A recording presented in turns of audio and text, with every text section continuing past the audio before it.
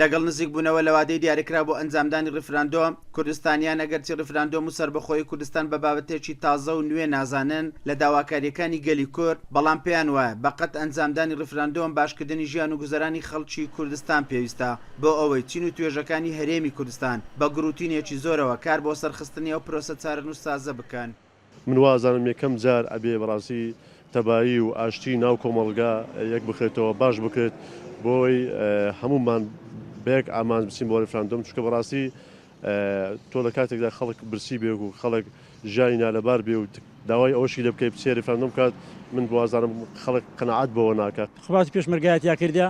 کە مافێکی چارەی خۆنووسینی نەبی مافی سەربەخۆبوونن هەبی بەڵام لە هەمان کاتدا ئەو ڕۆکانە ژیانی خەڵک ناخۆشە ژیانی خەڵک خۆشبی خەڵک ئامادەیە ریفراندۆم بکە بەڵام ئەلحەم بە بجیفانی بەتا ریفراندۆم ناکرێت چکە ژیانی خەڵک ژیان نییە ژیانەکەی خەڵکی ژیانێکی نەمری و نەژیە. ماوەی 3 ساڵە کاریگەریەکانی قەیرانی دارایی ڕۆژ لە دوای ڕۆژ هەموو کایەکانی ژیانی ھاووڵاتییان دەگرێتەوە بەو هۆیشەوە ڕێژەی بێکاری تا ئاستی هەژاری لە هەڵکشاندایە هاوکات بوونی کێشە و ناکۆچەکان کاریگەریەکانی زیاتر کردووە بۆیە بەڕای ھاووڵاتیان بەو جۆرە ئەنجامدانی ریفراندۆم گرنگ و بایەخی خۆی نابێت. ئامانجێکی استراتیژی نەتەوەییە کە بێ هەمومان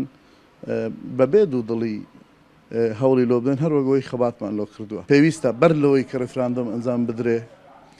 بژێوی ژیانی خەڵک چاو ئاوەڕ لە خەڵک بدرێتەوە.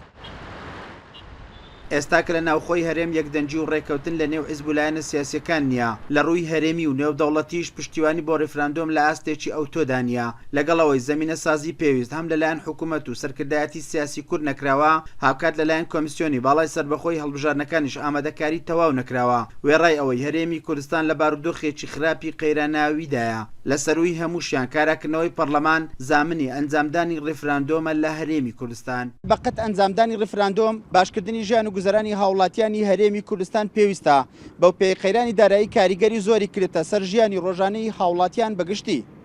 ئیسماعیل عوسمان کوردسات نیوز باڵەکایەتی.